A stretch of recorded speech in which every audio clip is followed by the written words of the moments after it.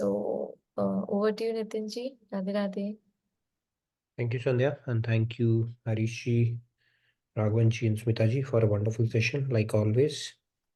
So, Radhe Radhe, good morning, good evening to all of you. A very warm welcome to today's edition of Daily Wisdom from Bhagavad Gita. Hope you're having a great weekend or a great start to your new week. So, let's get started with today's session where we are talking about 5.20. So we will continue to build on the discussion that we had a bit of it last week. Let me share my screen and we will get started. Are you able to see my screen? Yes, Nitin ji. Okay, we'll get started with our opening prayers. Gurur Brahma, Gurur Vishnu, Guru Devo Maheshwaraha, Guru Sakshat Parabrahma, Tasmai Shri Guruve Namaha. Vasudeva Sutam Devam Kamsachanuramardanam Devaki Paramanandam Krishnam Vande Jagadgurum Krishnam Vande Jagadgurum. So, Radhe Radhe, good morning, good evening, a very warm welcome to all of you. So, let's get started with our topic of our discussion, starting with our soul soup segment, like we always do. So, we are talking about the science of mind management. As part of that series, we'll continue to talk about the power of habits. And today, we are going to introduce a very important concept that is applicable to all of us in, in our day-to-day lives as well. And this is one of the principles that you can apply to make decisions in life as well. Right? When we say, how do I know if I am aligning to God's will or not? This is also one of the decision point that you can utilize. It's a good framework to utilize as which can help you in making that decision as well. So let's get started. Again, very warm welcome. Hope you enjoyed the low scoring thriller today. Uh, Today morning that happened. So that was pretty interesting match for sure. So now let's get started. So today we are going to talk about happiness. We all are seeking happiness here. There is nobody in this world who's not seeking happiness. So, and we have a right to seek happiness as well as part and parcel of God. He's a bliss and we have to seek happiness. That is perfectly fine. It is well within our rights to seek happiness. Now, our scriptures tell us that there are two types of happiness. What are those? One is called prayas, the other one is called shreyas. Now, this is a good framework to understand. Am I going in for something which is prayas or which is shreyas? So let's try to understand a little bit about those. Prayas, and one is short term, one is long term. So the shreyas one is bitter in the beginning, but very sweet in the long run.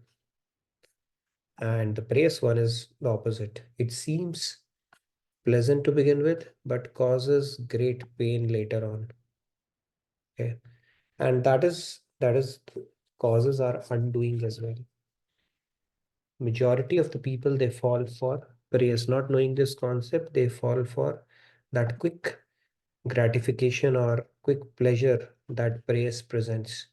So our scriptures are warning us against that. They say that you may go for something for your happiness, thinking that it is truly making you happy, but this is actually something that is you are digging a hole for yourself in long run, because this is going to be painful finally. Now let's try to understand it as well, right? So Shreyas and praise, the concept is um, the pleasure that may seem sweet to begin with but causes great pain. And it is typically the immediate gratifications that we go for in our life. Immediate gratification, we want to get a kick, out of something and we go for it without understanding its long-term consequences. Now, and the Shreya happiness is like eating amla, gooseberry. Indian fruit is there, right? Gooseberry, which is a superfood and it has vitamin C of 10 oranges. And children, they don't like it because when you have it, it has a bitter taste. But parents in India, they keep on encouraging children to eat it. They say, आमले का खाया और बड़ों का कहा, बाद में पता चलता है. It's like आमले का खाया. I mean, when you taste amla and what your elders tell you, you get to realize it or get the real taste afterwards, not immediately. So this is a good example of praise. Now, this is something that is experienced, as we know. You eat it, it's bitter, and then it starts tasting sweet, and even with water, even more sweeter after a while.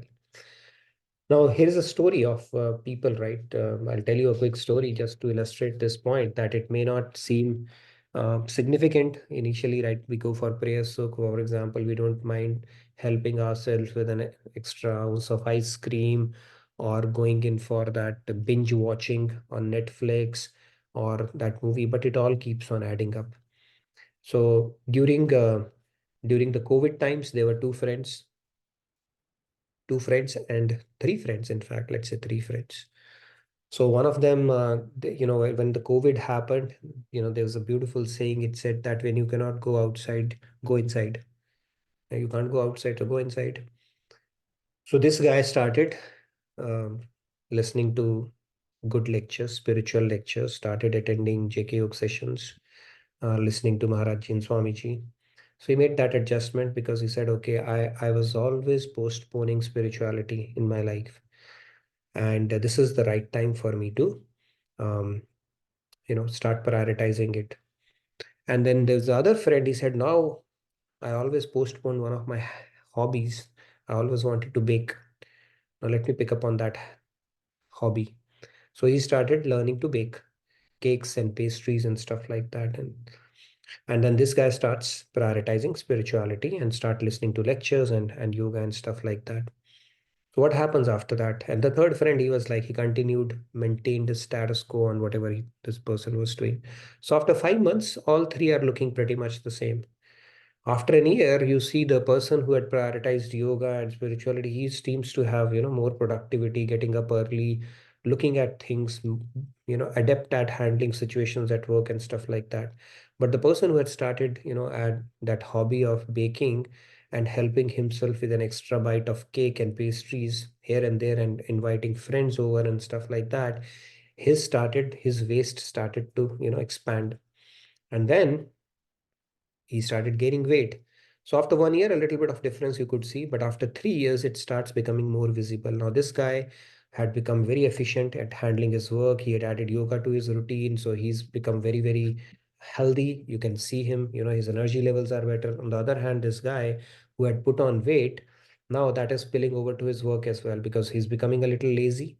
Now his energy levels are down and his boss is screaming at him. He's not able to perform as well as he would earlier, and that negativity that he would get from work would spill over to work at home. So he has started having a bit of a strained relationship with wife as well. In order to beat the stress, now he has to watch Netflix and play video games, and it start all adding up. So you see how that little bit of change, how it turned out to be in long run, and that is how Shreyas and praise work as well. Okay, little bit of correction, change that you make, tweak that you make in your life, it can add up as an incremental growth. But something that may seem sweet to begin with, which could be any sensory gratification that we are going with, can actually have long-term ramifications which are not so good. And that is what our scriptures are telling her. Go for Shriyastam. It may be better to begin with because it requires discipline. You have to go against gravity. You have to go against the normal conditioning of your mind. You have to perform a bit of an austerity, but then the benefits that you will get in long run are immense. And then over a period of time, it adds up. So you can just imagine the state of 20 years down the line, right? One of the persons will have no plan B in life. They are frustrated. They don't know where went wrong, but it was just a small change that they made and that continued to add up. They say when the flight is taking up, if it's, let's say the flight is taking off from Phoenix Harbor airport, or maybe from Dallas airport, if it moves by 3 degrees, instead of going to Seattle, it can end up in Boston. That much difference it can make. Just a little bit of change in the beginning. So with that said, we'll continue. So you'll say, why am I bringing it up? Because this is an important concept to understand, because this would help us cultivate good habits. Even though they may seem difficult to begin with, it may require austerity, discipline, but then this would give us a good incentive to bring in good habits and break bad habits, the ones that truly do not help. How do we do that? We are going to talk about that framework tomorrow. It's a beautiful framework we all can employ in our day-to-day lives, especially if you're trying to cultivate a good habit or break a bad habit. This Shreyas Press, and like I said in the beginning, this is a good framework even for decision making. When people say, how do I know? How do I know whether the decision that I am making is aligning to the will of God? Because that is the principle of surrender. This is a good way of looking at it. Am I going in for something which is going to give me immediate gratification, or is it something that adds value in long run? Now, if you have the benefit of God and Guru and their word, of course, that takes precedence. But if you don't have, this is a self framework all of us can employ for our day-to-day decision making as well. All right. So with that said, let's move on to the shloka and continue with our discussion. I'm going to recite it. We'll pick up 3 hands. न बृहश्येत् प्रियं प्राप्य नोदविज्येत् प्राप्य चाप्रियं स्थिरबुद्धिरसम्मूढो ब्रह्मविद् ब्रह्मणि स्थितः. Let's take 3 hands. Shri Ramya ji, Radhe Radhe. Radhe Shramya. Radhe Radhe ना प्रहृष्येत् प्रियं प्राप्य नोद्विजेत् प्राप्य च प्रियं स्थिरबुद्धिरसम्मूढो ब्रह्मविद् ब्रह्मणि स्थितः. Thank you. Thank you, Sheila. Let's take 2 more hands. Let's give preference to people who have turned on their videos. Okay. Uday Kumar ji, Radhe Radhe. Please go ahead. Udayji. Yeah. Yeah, Radhe Radhe. Radhe Radhe. Na, na, Udayji, your audio is Samne. you're breaking. You may want to fix Priyam that. prapya buddhir asammodo. Radhe Radhe. Okay, thank you. Let's take a couple more, maybe. Give opportunity to whoever has turned on their videos. Aparna ji, Radhe Radhe न प्रहृष्येत् प्रियं प्राप्य नोद्विजेत् प्राप्य च प्रियं स्थिरबुद्धिरसम्मूढो ब्रह्मविद् ब्रह्मणि स्थितः. Very nice, thank you. you. We'll take one more hand and then we'll freeze because we have some content to cover and a bit of discussion is needed as well. Let's pick one more hand. Sam ji, Radhe Radhe. Oh, Rather, it's Sam ji.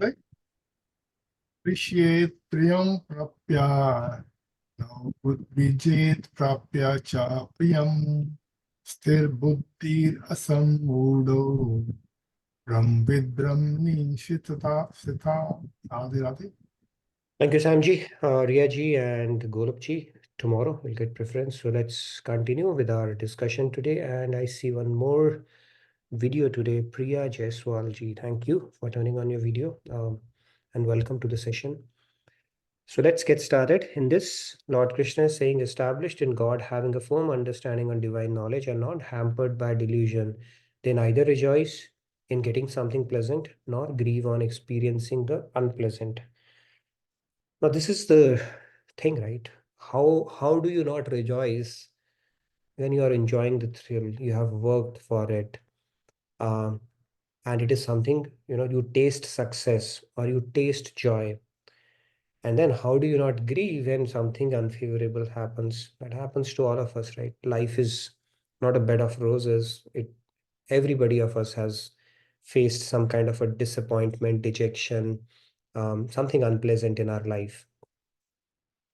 And that is where Lord Krishna is saying that people who are situated in divine knowledge and who have gotten enlightened, they try to sail through those moments, knowing very well both are temporary. So this is where we are going to spend a little bit of a time and see what are the triggers for us where we fall prey to, not fall prey to, or continue to ride these emotions. It is very natural to us, right? Now, if somebody tells you, do not sneeze, can you do that? It's in science, it is called involuntary reaction, right? So you fall for it. Same thing, this is kind of an involuntary reflex that our body exhibits, or our mind uh, is conditioned in a way that it has to go for it. Okay, this is good, I have to enjoy, this is not good, I need to avoid, kind of a deal. So let's continue to talk a little bit about it. Okay, I don't know what happened. Why did it come here? Okay, hope you like this duck. All right, see these ducks? Some of us are calm on the surface, but paddling like crazy underneath. And some of us are just the opposite. You see the ducks in all the places. Now, Dhoni, when he plays, lot is getting a lot of processing is going on inside. Decision making is going on inside. Lot of turbulence, maybe a lot of stress as well. Who knows? But on the calm outside, it is pretty calm. And for some, it could be just the opposite. Right? A lot of shore and noise, but inside they are pretty tranquil. So that is the state we need to be in. And in this particular shloka, basically the third duck, as you see, um, that is a good state to be in, because if you have to operate in the world, you have to make noise, bit of a noise. Doesn't mean that you are truly participating in it, but you have to respond to people, and then you have to interact, operate in this world. So you have to make noise from time to time. But then this is the state basically is talking about calm from outside, calm from inside as well, right? If you can maintain that, a lot of yogis, they don't have to do that. That is the perfect state. Both ways, you're covering that. So this is the state we need to aspire for. Yes, if you have to make a lot of noise outside to protect yourself and to operate effectively in the world, as long as your inside is serene and calm and peaceful, that is what matters. And so inside stuff is what truly matters. And that is the state we need to work towards in spirituality. So let's move on. Roller coaster. Anybody who likes roller coasters here? I mean, I used to be a big fan of it until I decided, okay, not anymore of it. So worldly life is like a roller coaster full of ups and downs. So it's a microcosm of what's happening in the world as well. Now, if you're a fan of roller coaster, you'll enjoy it. But people who get on it thinking it's going to be a fun ride, for some it can generate a lot of stress as well. And then it just keeps on changing. You are up and then you are down, and then you're going, you're anticipating a thrill, you're down the thrill. So all kind of emotions come into the play. So yeah, this is how it goes. In fact, when I would go for roller coasters, there's a Superman ride here in Six Flags. I would sit at the first one so that you can have the maximum thrill. That gravity you fall. If you're second or third, it's a relatively lesser is what you would see. Nevertheless, so this shloka says Prashyet Priyam Prapya, means we get too delighted after an achievement. When we are on the ascent or we are at the peak, we get very excited that we have done something, and choose to ride that wave. And this is contrary to the perfected yogi that Lord Krishna is talking about. They're not too moved after any achieving. They're able to maintain that equanimity.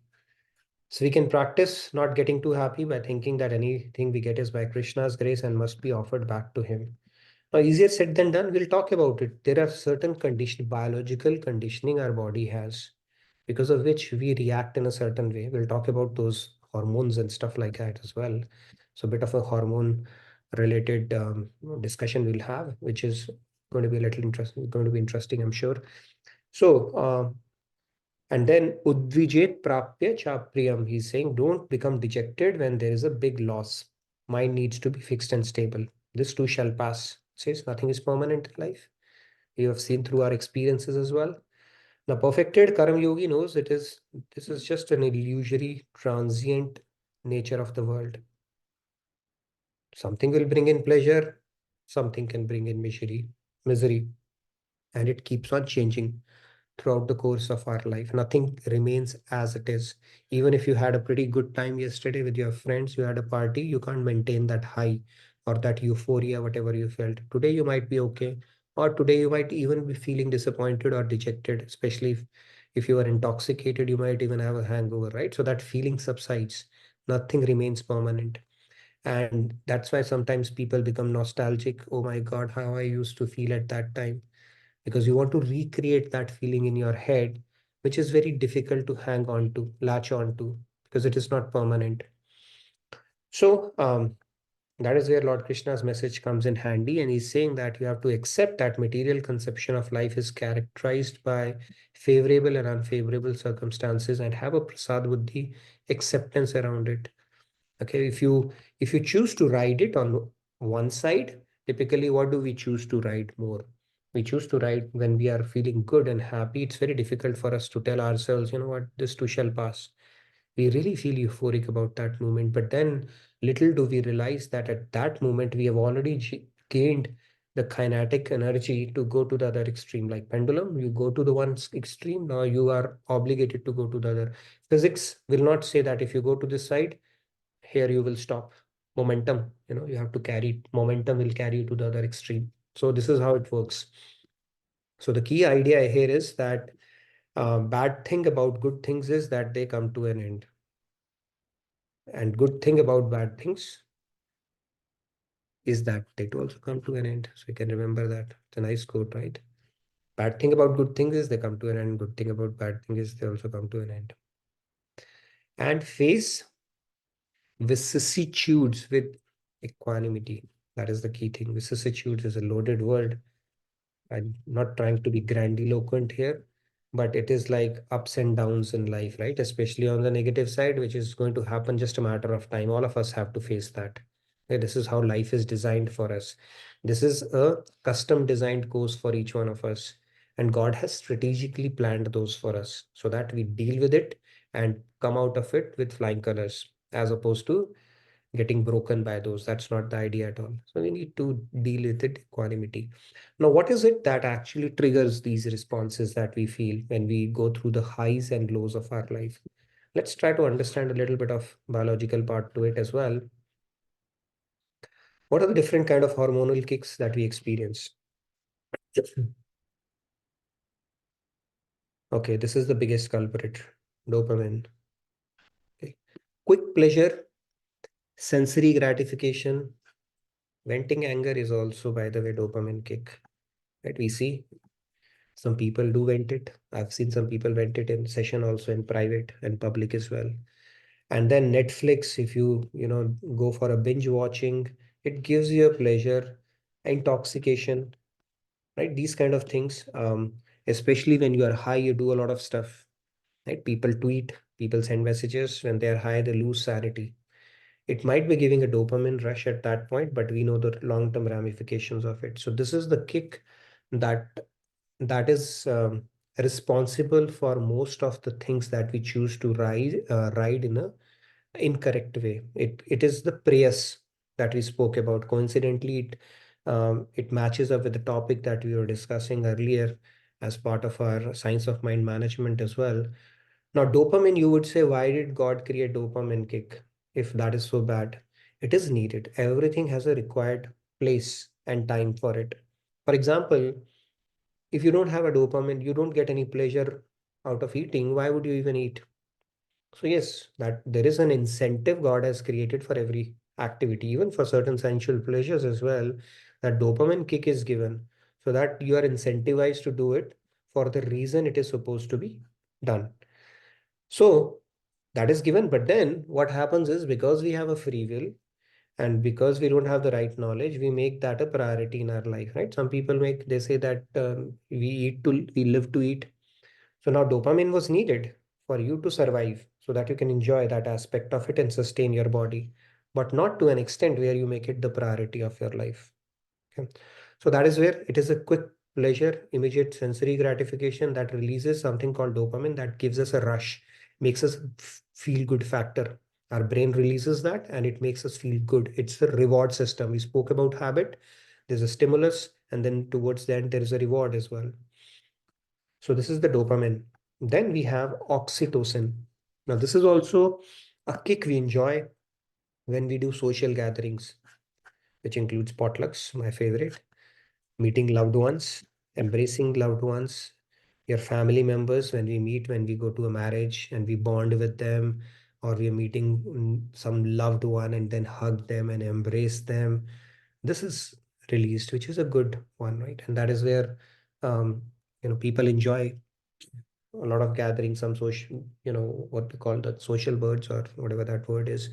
They derive a lot of that kick. They need to be around people. They feed off that. So this is a hormone that is released when we bond with each other, mostly social bonding.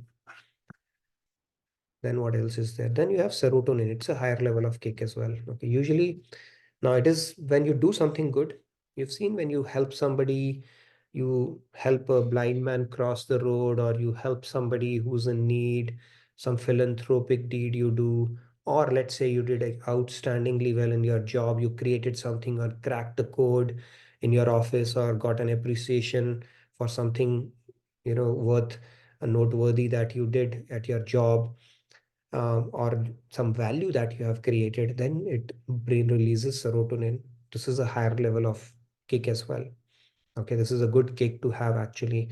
Serotonin is usually accompanied with the other kind of happiness that we said. We said as prayers. Now the shreyas is usually a serotonin one.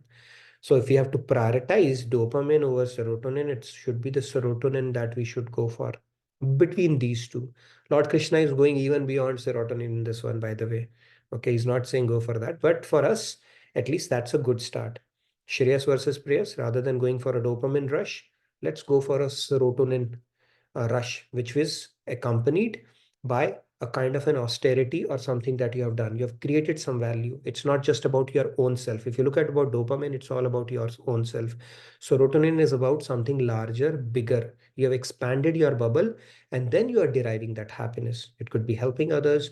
It could be creating some value or anything, something bigger than your own interest itself, right? So that is serotonin. Or if you tolerate anger and avoid a big situation, at that moment, you have avoided that dopamine rush that you would have gotten by venting it out. But if you have avoided it, then you get rewarded with the serotonin down the line when things settle down. So this is the higher level of, um, conditioning of our brain, but it rewards you when you perform that austerity or that act, which has something to do, not just limited to yourself, but something bigger and better. Okay. And then we have endorphin. When we do activities, exercise, let's say you did a lot of yoga, hot yoga, or maybe strength training, or maybe a good workout, you went to for a jog or whatever you did. So the athletes and all, they get that. So then also our brain rewards it by creating endorphin. I think endomorphin is also created, which gives you a soothing feeling afterwards as well. And that is something which enables them to get into second wind as well. Athletes, they get into second wind beyond a point, right, where they lose that sense what is happening, and then they just continue on and on and on. So that is called endorphin.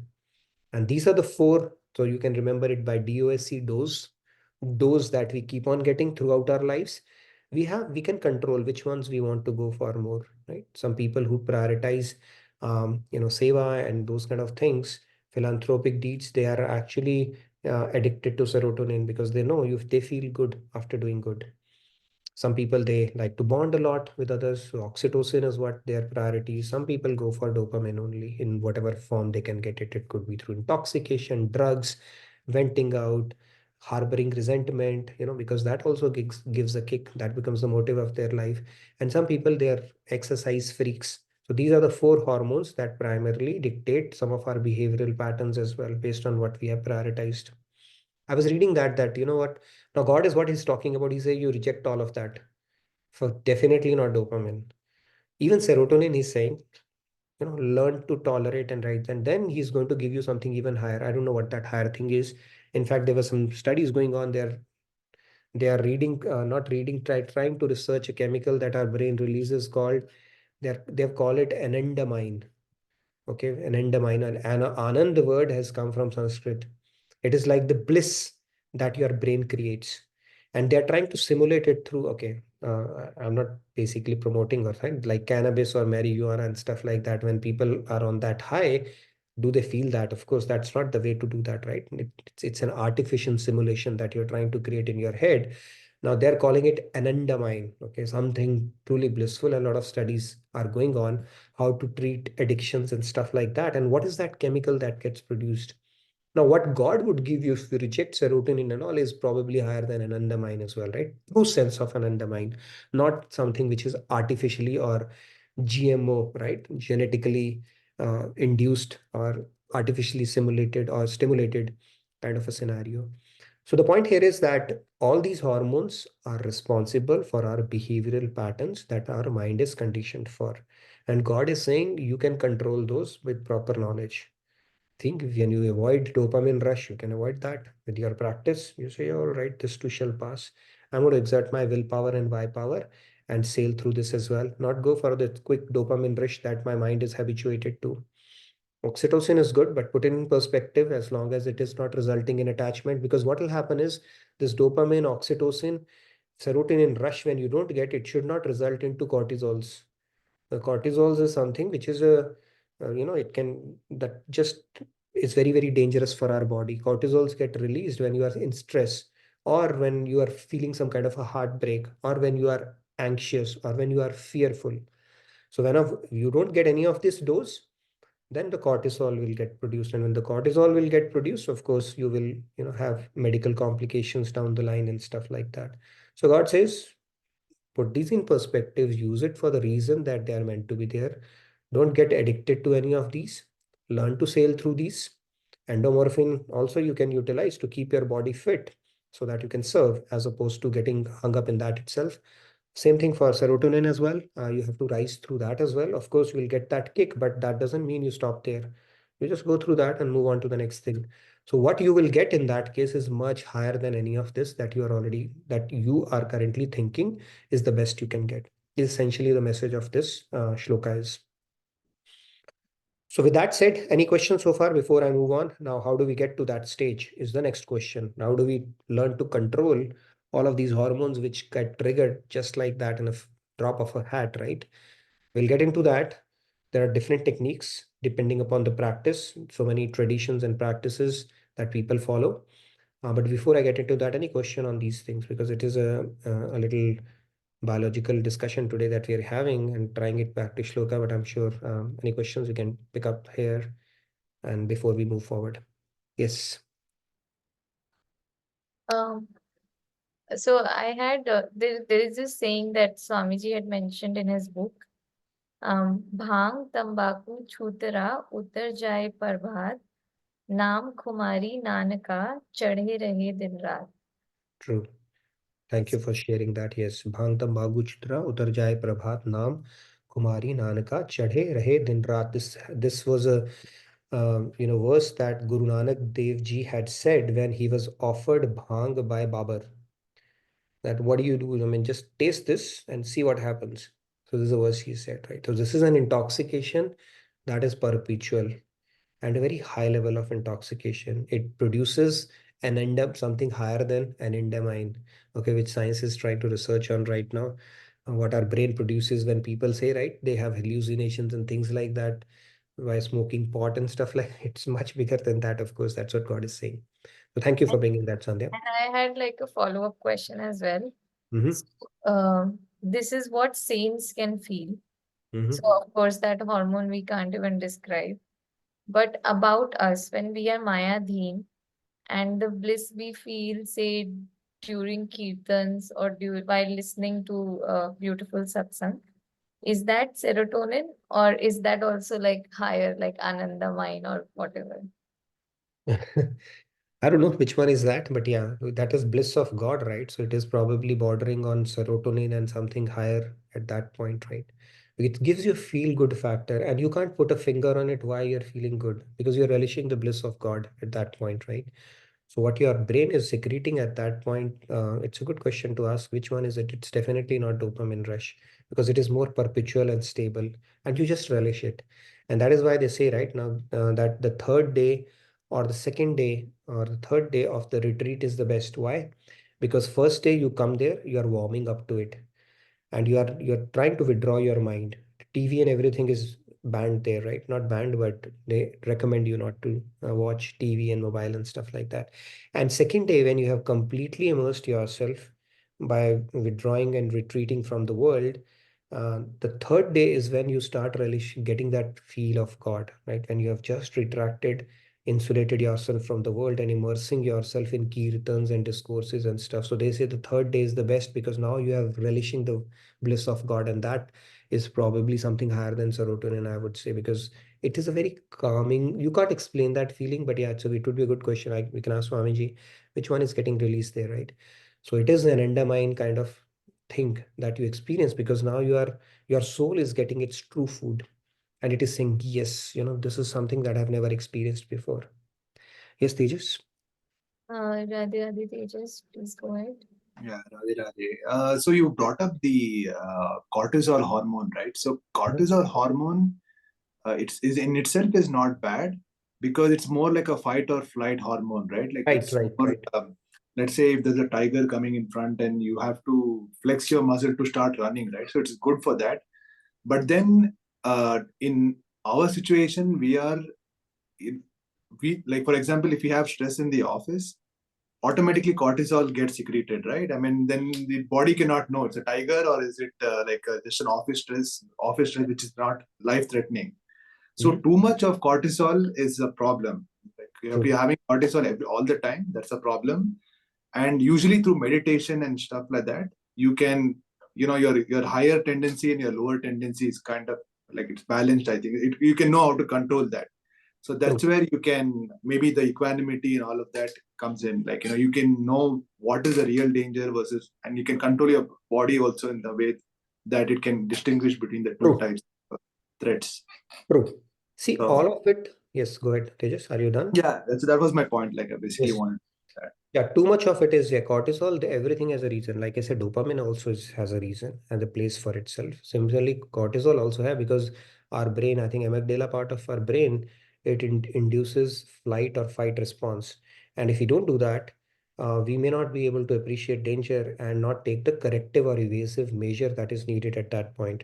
If a fish, small fish, and that is wired from us from other species as well. If a small fish, it has to get wrong only once to get swallowed by a bigger fish.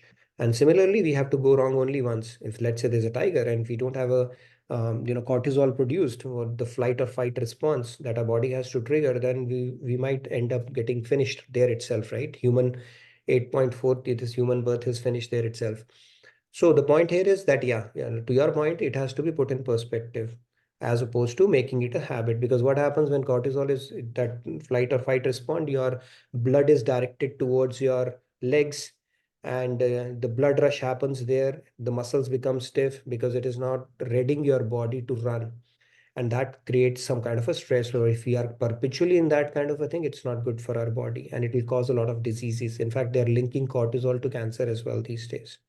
So that can happen as well. So too much of it is when we are creating stress in our head for every small thing, then it becomes problem. Now, fear is also good. Fear is good because fear gives you an opportunity to become brave. Only if you surmount the fear can you be termed as a brave. Fear does not mean that you become foolhardy, right? I'm going to jump off a cliff and I don't care. Doesn't that you need fear? You need to appreciate it, but put it in perspective. So yes, everything has its place, but because of our lack of understanding and the conditioning that we have acquired across multiple lifetimes, we end up not utilizing it, but uh, putting it basically making it a problem for ourselves, whether it's a dopamine or a cortisol or anything. And that is where this knowledge comes in handy, where we are able to put it in perspective and not make it something which can help, which can derail our spiritual journey, which could put us in those habits and conditioning which we only have to work out of later on, or induce a lot of stress that is anyway not good for us. Yes, Priya?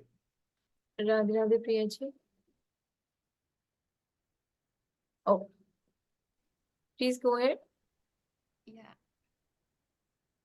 Yes, Okay. Priya, go ahead. So I wanted to ask, like, why are we even relating these medical terms in terms of getting this, Oh. this session. Okay, in the session, because it's a biology class, nobody told you. No, I'm just Oh, kidding. really? I just Okay. joined with a link. I'm not No, sure. no, it's a Okay. Bhagavad Gita class. So see this, I know you say, why did we take a detour, right? We said roller coaster, all these hormones are produced. Okay. Now we're trying to say, how do we maintain equanimity? So next question, first we went to the reasons why our body responds. That is why we went to it. This is how we do that. We go really deep into that particular shloka. Now, Lord Mhm. Krishna is talking about being equanimous around it, right? This situation, the ups and downs that come in life. And we are talking about why our body responds to ups and downs in a certain way. That is what we have discussed. The next step would be, how do we rise above those? So this is how we go in a way. So yes, it seems like a science or a biology class, but it's more of a detour that we take when we really go deeper into a shloka. Then finally, we'll tie it all together. So finally, we'll get into, okay, now how do we get into that equanimity that we have been talking about? Okay, and rise above some of these natural triggers that our body is conditioned to. Make sense? Did I confuse you further? Okay, just be patient with us. Okay, hopefully it'll all fall in place, Priya. If not, then I'll be happy to explain it further. Yes, Shyamji, go ahead, please. Yeah, Yeah, Shamji. yeah. One I'd more, like and to then we have, get into the next slide where hopefully I'll make Priya feel a little better. Okay. yeah. Yeah. Radhe Radhe. There's Yes. a Sawal from KTG. She's asking, what hormone is produced when we try to do a work at our best? Maybe, for example, maybe an architect or a musician or secretary work. I would say serotonin, because when you do offer value or you create something, it's a higher level of kick that you get. So it is Okay. more of a serotonin, I would say. Okay, now let's get into the paths to equanimity. Equanimity. Okay. So the section of this verse, it says that neither rejoicing in pleasure nor lamenting the unpleasant is the highest ideal of Vipassana tradition of meditation in Buddhism. If you look at Buddhism, there's a technique called Vipassana where you simply have to tolerate. You continue tolerating the sensations where you start understanding you're not this body. Okay, this is a complex of atoms. You are not this complex of atom. So it's a self-purification by introspection where you keep on penetrating the deepest levels of your unconscious mind and the complexes lying there. And then they arrive at their own realization by their own efforts. No one else can do that too. So Vipassana, what happens is you go there, you simply tolerate the sensation and not do anything about it. In fact, in advanced levels of Vipassana, you are put in a 6x4 cell and 2 times food is offered to you. You simply sit and tolerate stuff, and then you get into a realization that these sensations, they subside by themselves. Even your bodily sensation, the pain that you feel, I'm having some kind of a pain right now, but that through that contemplation and those realizations, you reach that stage. That is the whole idea of this practice.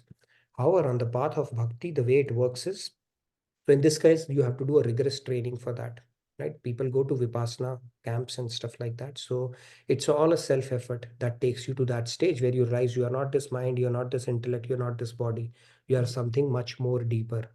And then when you are able to tolerate your bodily discomforts and you reach that stage, the hope is that you can bring it back to the practical life where when the ups and downs are going to happen in life, you are able to treat it with equanimity and not fall to these dopamine and all the other rushes. You just tolerate it and your power of tolerance increases. This is the whole idea of Vipassana practice. Now, on the bhakti path, this happens when we surrender our will to the divine, right? So we unite our will to God, and both pleasure and pain are serenely accepted as His grace. So bhakti, we have the benefit of God and Guru's grace to reach the same state of equanimity that you are trying to work towards through your self-effort in Vipassana. That is the key difference. So you see, now the whole idea is to have that state of equanimity. In one, you rely on your self-effort. In bhakti, you rely on God and Guru's grace. And that's how you keep on progressing. And all you have to focus on is to unite your will with God's will. How do you unite your will with God's will? The same framework. If you have God and Guru's word, you follow that. If you don't have Shreyas Prayas, the very first slide that we spoke about, is it something that is good for me in short run or in long run? If it is short run, that means you are not uniting with God and Guru's will. You have to go with the Shreyas kind of happiness as opposed to Preyas kind of happiness. And when you do that, automatically your hormones would start cooperating with you. Everything is controlled by your mind. How are these hormones secreted? When your mind chooses to write something. If you start controlling it, then of course all of these dopamine, oxytocin, endorphin, and serotonin will fall in place because you have the power to control your mind. That's the whole idea. Now, any questions? Priya, does it make sense? Why did we bring in biology to a Gita class? Yes, Sandhya. Priya, you want Yeah. to say something? I just unmuted her. Yeah, it's fine. No, maybe it's just my first, I would say, a session. That's why No worries. it will make sense No worries. eventually.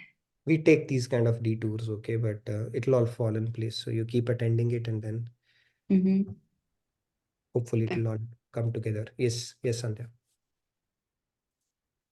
This may come across a little differently, but I just wanted a clarification. So, like it is said, right, that self-effort is less on this right path Self-effort is no. relative to as No, self-effort is not less. You have to do effort. See, God helps. There is a saying in English, God helps those who help themselves. So the sadhan bhakti aspect we have to do. Whatever we have to do, we have to do. But the good thing in the path on the right hand side is you are tapping into something very powerful, which is divine grace.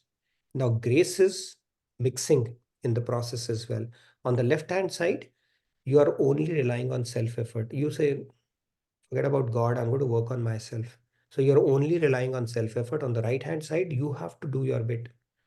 Okay, but then the God's grace will make it increasingly easier as you progress. But that doesn't mean you don't have to do your bit. Everything will be served on to you on a platter. You have to so continue to gain eligibility for that. can one say that the amount of self-effort which is put on the right path versus left path is going to be different, or it can still be the same? I mean, okay, I'm just, yeah, you know what I'm trying to get at is, Yeah, I think on the left hand side, it's more hard work because you're relying on your own self. So it's like this, a little boy wants to lift a weight which is beyond his capability, right? So let's say a 10-year-old wants to lift a 20 pound or something like that. Now, in this case, he only has to do that, gradually increase his muscles and keep on doing that. In the right hand side, father is going to give the lift as long as the son is putting in the right effort in the process. So father is willing to do that push as well. So in that sense, I would say the left hand side is more rigorous and probably more tricky and difficult. Not probably, definitely. And the right hand side is the smarter, faster, surer way of doing it. yeah, because when we say, right, that you need to align with the teachings of Guru and the scriptures, Mhm. you need to align with like what is not prayers, Mhm. and you know what is shreyas, then that is all your intellectual efforts and your, which is very limited. Our material intellect is pretty much limited and it cannot really uh, do things perfectly on its own. So Right. that's where I think that grace part, as you also said, True. has Grace, to come in. grace, grace is the secret recipe. So yeah. Yeah. So this path is relying on that, which is good. Yes, Chandan. Radhe Radhe Chandan, please go ahead. Radhe Radhe, sir. So, I have a question like while aligning our will to the divine, do we also get to learn the Vipassana in the process? Not necessarily. Vipassana is one of the many ways. You don't I necessarily. mean, no, so like it's like naturally you are not like deliberately doing the Vipassana technique, but you are like naturally getting those fruits, like Right. understanding. So the fruits of Vipassana, eventually you become Videhi, right? So you're automatically getting that. So bhakti is like whatever you need is provided for on this path. You don't have to, you have to just focus on deepening your love and faith for God and deepening your spirit of surrender. And everything that is needed for you to progress on this spiritual path, all the outcomes that you would get through your self effort, through any other path would actually come to you on the path of bhakti all by themselves. It's not like you're skipping something. You'll go through those stages, but it'll happen with God's grace and much more quickly, because now you are tapping into God's grace here, right? And much more as well, right? Vipassana can take you only up to a certain point, but what about God realization, right? So that can happen only through bhakti. Why not build it bottom up as a fundamental way of practicing your devotion or spirituality? So, sir, if you could just remind me the spirit of surrender. Spirit of surrender. Okay. Surrender is to unite your will with God's will. And there are 6 principles for that. Don't do anything that goes against. First, do things that what God desires. Second is, do not do things that God doesn't desire. Right? It's basically reiteration of the first one. Third is, have firm faith that God is protecting you. Fourth is, have an attitude of gratitude. Fifth one is, do not have a sense of proprietorship that this belongs to me, it is for my enjoyment and stuff like that. And the sixth is surrender the feeling of having surrendered as well, right? You cannot say, hey, I'm surrendered. That means you're not surrendered. So you surrender the pride of having surrendered as well. So those are the 6 principles. That could be a discussion in itself.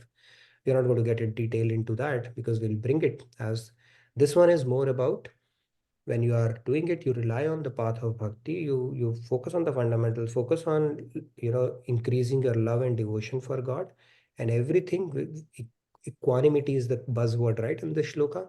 You will start getting closer to that state in your head, and be able to rise above these dualities of success and failure, happiness and distress. All these dualities, you'll start becoming better at that. And you have to practice it yourself as well. Next time a good opportunity comes, let's say you score really high or you taste success in life, then you need to bring it in your head. You know what? I'm not going to enjoy it and start riding this hand and start accepting all the accolades that are coming my way. This too shall pass. I just need to tolerate it, because what God wants me to do is, simply sail through this phase. And same thing, when something bad happens to you, don't let yourself get affected by it for too long. If you practice that, then you are gaining eligibility for God's grace. And that is essentially what Lord Krishna is talking about in this shloka. I mean, so this actually I wanted to ask because in the process, whatever you told about the left hand side of about Vipassana, actually that was like where you are like observing your sensations and observing and like having a prasad buddhi. So that's what I wanted to actually ask. That's why the question arose कि क्या Vipassana वही है जो मतलब while aligning my will to the divine, like Vipassana is coming naturally. So Vipassana takes you closer to the understanding you're not this body. Okay, you're not this mind, you're not this intellect. You can actually, the corresponding, not exactly mapping to that, but through sakshi bhav, witness consciousness we spoke about, right? In path of bhakti, it's one of the many tools. That is also something similar as well. But Vipassana is a very what you call that, a very niche thing in Buddhism to practice that thing. So the reason we brought in, not that we want to introduce you to Vipassana, but the fact that what you attain in Vipassana can also be attained in Bhakti as well, simply by practicing your devotion to God. That's the whole idea. Thank you, sir. So, and then we are actually also practicing increasing our surrender to God. That is also there as well, right? And that is the ultimate goal anyways. So when you practice it that way, that'll anyway give you all the spiritual benefits around it. Okay, I see quite a few hands. Yes, Arun? There is also a question in the chat. And can I just quickly add one thing? Like in Spiritual Secrets from Hinduism book by Swamiji, he says that surrender means yes, God, in every circumstance. Yes, If God. that is an attitude we can develop, that's surrender. Yeah, please fill out the feedback tracker if you have more questions, because this is an interesting conversation. So feedback tracker, if you can post. Yes, Arun, you can ask in the meantime. Yes. Yeah, Radhe Radhe. Yeah, similar to what you're already talking about, but I don't know if you mentioned this before as well. So I was just having this doubt about, so you said if you try to be neutral through the pleasure and pain, you will draw God's grace. But in the last line, we also say that we have the benefit of God's grace to reach equanimity. So is it a cycle? It is a cycle. You gain eligibility by practicing. What do you have control over? What do you have control over? Your intent and trying to do that. That's all. Eventually, he only will enable that. Right? Even this knowledge of Bhagavad Gita, Krishna himself says, I sit in your buddhi and make it a realization. We cannot do it, comprehend it through our intellect alone. But he looks at our intent. We are trying to carve out a time, 60 minutes every day, trying to contemplate and understanding. It is also intellectual sacrifice that you are doing. And sacrifice purifies. So yes, God is going to enable through his grace only. But then what are you doing on your part is what he's saying. Now, in that case also, either you choose to ride that or you say no. Krishna in that thing is said, just sail through that. I know this will also pass, and I'm not going to let myself adversely affected when negative situation comes. Then of course his grace will enable, so it will start reinforcing each other, right? Next time you'll be better and his more grace will come.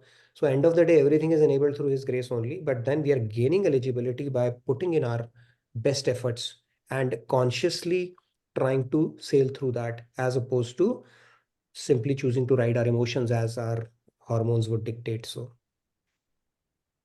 Okay. but good question, yeah. And it will start feeding each other then, right? You get grace, you'll get better, you put more effort, you get more grace. So it starts feeding each other. Okay, Chandruji, Chandra.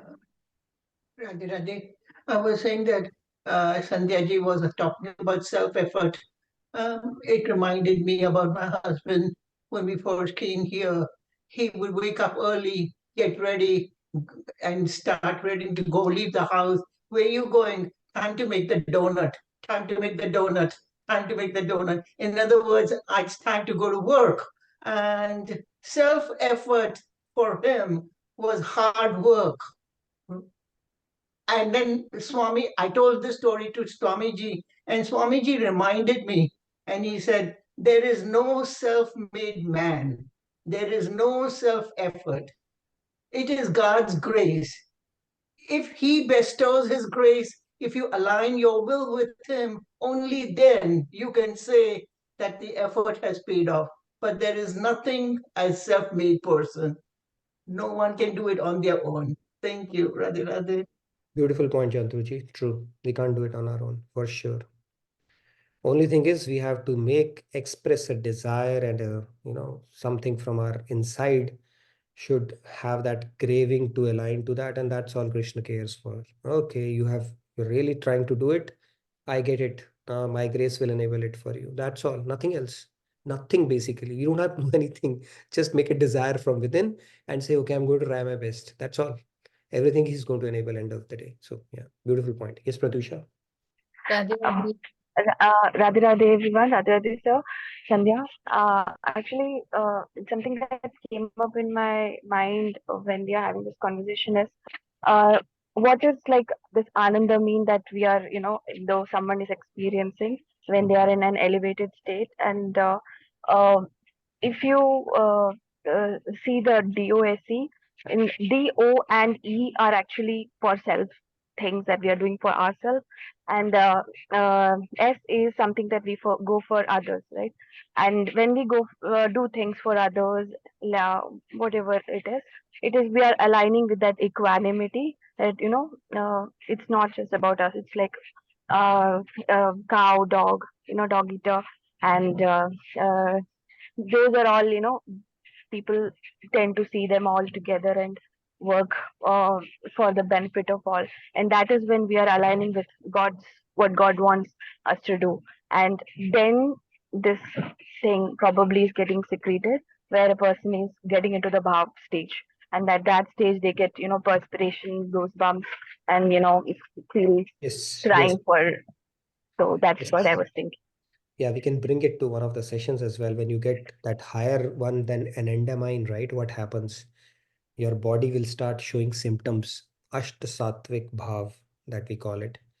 Right now, we are afflicted with Ashta Sattvic Vikars. But once those are over, then we can get Ashta Sattvic Bhavs. And those are, they manifest in saints, because it's like a pressure cooker. Beyond a point, the whistle has to go off. And those halves, they do manifest, as we have seen, Maharaji, their body can turn white, and then it can become elongated, the tears can come, and those kind of things can manifest. But what your brain secretes at that time, if a scientist can get in and say, hey, this is what was produced in your mind, they will try to make a drug out of it. Okay, you cannot. Certain things only God controls. They can at best get it to an endamine and stuff like that. But that is a very high level, and a normal human body cannot even tolerate that bliss. If we were to get that bliss, we will probably disintegrate. That is how powerful it is. But thank you for bringing that, Pratusha. And that bliss, we are trying to gain eligibility for that bliss right now. And that can only come if we reject the lower blisses coming out of this DOSC that we are talking about. Good point. Okay. Question in chat. The last one, and then we can get into our chanting segment. Maybe 2 or 3 chants we'll do. We'll continue on this discussion. We will talk more about this topic. Also, what can you expect out of person who's situated in that equanimity stage, right? We'll talk about that as well. So maybe a couple more sessions to wrap up this discussion on this shloka. Yes, go ahead. Last one. From Manisha Di, isn't in Vipassana also we need to get initiated in the spiritual practices by the Guru only? And there also we need their grace for the progress? Vipassana, you need to get initiated. I'm not quite sure about that in Buddhism, if that is the practice, but let's have that discussion separately. Maybe when we talk about the discussion of Guru and stuff. Do you need Guru's grace? I think probably you need grace there as well. If there's a concept of grace in Buddhism, maybe somebody who's practiced it can talk about it. I'm not the right person. I don't want to open up a can of worms on Vipassana, but let's have more discussion on it. But I would rather like to hear it from somebody who has practiced Buddhism rather than say something on my own. Okay, so with that said, let's do our couple of chants. That's our last segment. And let's take the Bhakti Shatak verse that we have. So go ahead, we'll pick up 3 hands on this. Nitinji, did we do this? I think I am not pretty sure, but No, we didn't do it. No. okay, so I'll go ahead. Mhm. जैसे प्राकृत देह की आत्मा जीव बखान राधे राधे, ऐसे ही या जीव की आत्मा श्याम सुजान राधे राधे। जय Radhe Krishna Radhe Radhe, Radhe Krishna Radhe. Just as the soul resides in the material body, in the same way, Sri Krishna, the Supreme Soul, is the soul of the soul itself, and the individual soul is the body of the Supreme Soul.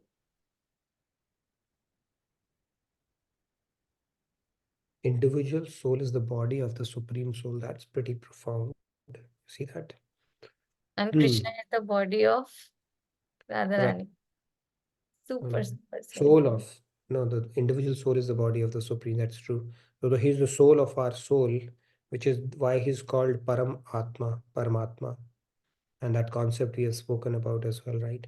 So if he departs from our soul, we have no existence. So he's the very basis of our life here. Without God, without the super soul, we have no existence whatsoever. So he's given us an opportunity.